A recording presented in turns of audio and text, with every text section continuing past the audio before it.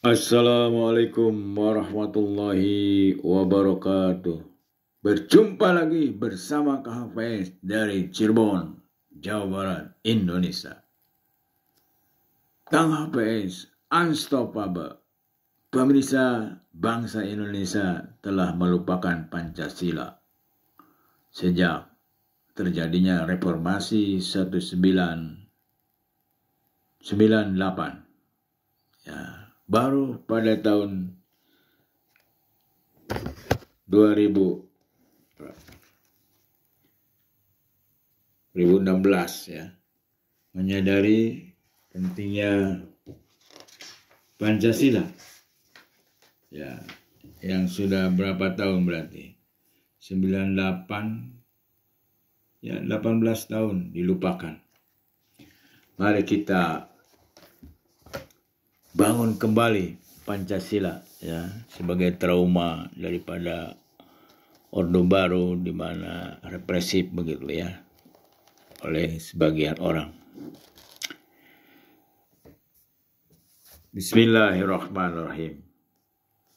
Kali ini kita akan diajak untuk memahami konsep, hakikat, dan perjalanan pendidikan Pancasila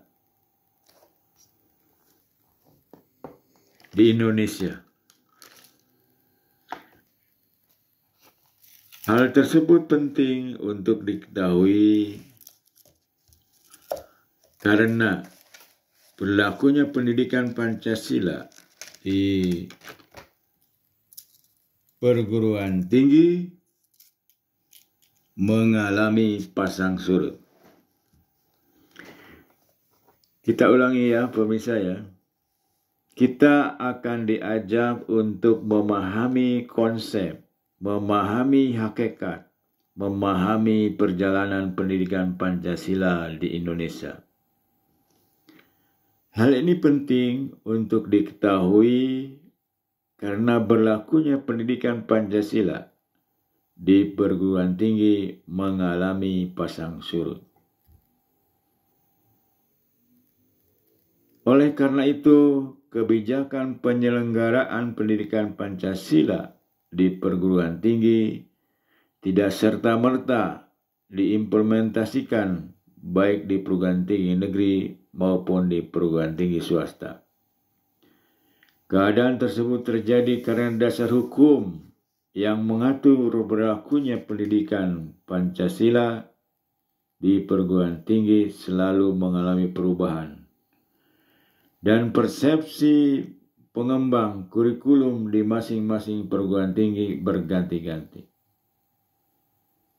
Pemirsa yang budiman, lalu lahirlah ketentuan dalam pasal 35 ayat 5 Undang-Undang Nomor 12 tahun 2012 yang menyatakan bahwa kurikulum pendidikan tinggi wajib memuat mata kuliah agama, wajib memuat mata kuliah Pancasila, wajib memuat mata kuliah kewarganegaraan, wajib memuat mata kuliah Bahasa Indonesia.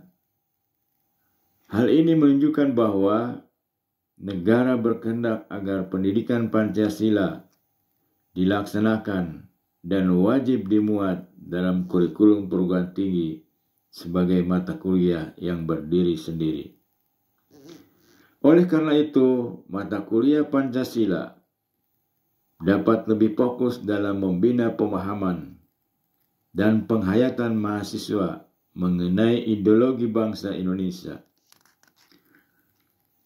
Hal ini terjadi oleh karena pendidikan Pancasila diharapkan dapat menjadi ruh. Pendidikan Pancasila diharapkan dapat menjadi ruh dalam membentuk jati diri mahasiswa guna mengembangkan jiwa profesionalisme sesuai dengan bidang studinya masing-masing. Dengan demikian, mengacu kepada ketentuan dalam pasal 2 Undang-Undang Nomor 12 tahun 2012, sistem pendidikan tinggi di Indonesia harus berdasarkan Pancasila. Lalu implikasinya adalah sistem pendidikan tinggi di Indonesia harus terus-menerus mengembangkan nilai-nilai Pancasila yang tentunya bisa kita baca di dalam butir-butir Pancasila, di mana setiap sila dalam Pancasila dijabarkan atau diurai maknanya menjadi butir-butir Pancasila. Dan itu merupakan karya besar Orde Baru. Kalau kita mau jujur, ya, setiap zaman tentunya ada kebaikan dan keburukan, tergantung melihatnya dan siapa yang melihatnya. Pancasila dalam berbagai segi kebijakannya dan menyelenggarakan mata kuliah pendidikan Pancasila secara sungguh-sungguh dan bertanggung jawab. Setelah mempelajari bab ini, diharapkan mahasiswa dapat menguasai kompetensi sebagai berikut.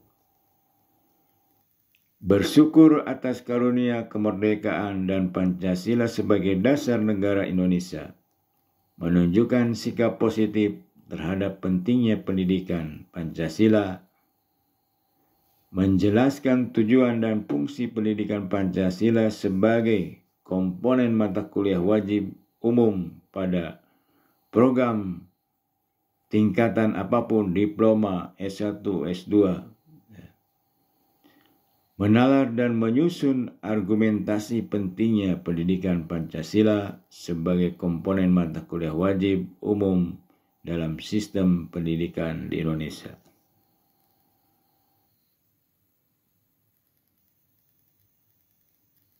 Assalamualaikum warahmatullahi wabarakatuh.